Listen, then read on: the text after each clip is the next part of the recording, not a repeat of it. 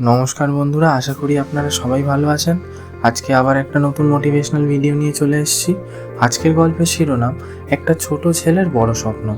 তো চলুন বন্ধুরা, আজকের ভিডিওটা শুরু করা যাক। রাহুল ছিল এক তরুণ ছেলে।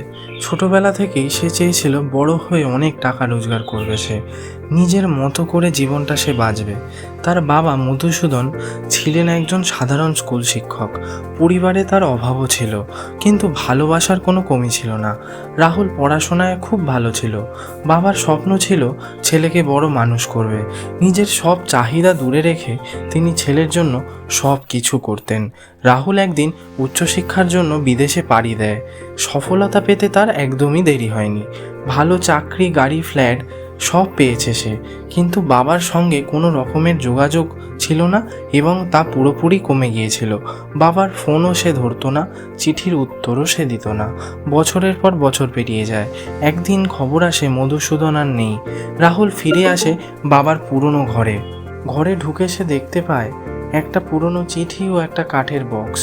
চিঠিতে লেখা ছিল, বাবা জানে তুই বড় হবি, শুধু একটাই ইচ্ছা, তুই যেন ভালো মানুষ হোস।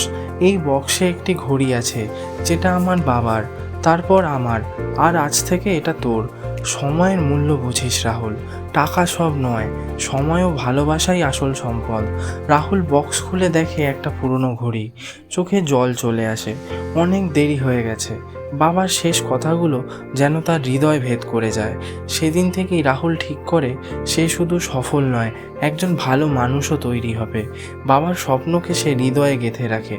তো বন্ধুরা, এই গল্পের থেকে আমরা যে শিক্ষা গ্রহণ করতে পারি সেটি হলো, জীবনে সফলতা গুরুত্বপূর্ণ, কিন্তু তার চেয়েও বেশি গুরুত্বপূর্ণ হলো সময় ও সম্পর্কের মূল্য বোঝা।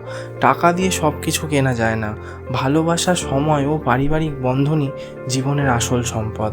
তো বন্ধুরা, আজকের ভিডিওটা এখানেই শেষ করছি। আপনাদের যদি ভিডিওটা ভালো লেগে থাকে তাহলে লাইক, শেয়ার, কমেন্ট এবং সাবস্ক্রাইব করে আমাদের পাশে থাকবেন। ধন্যবাদ।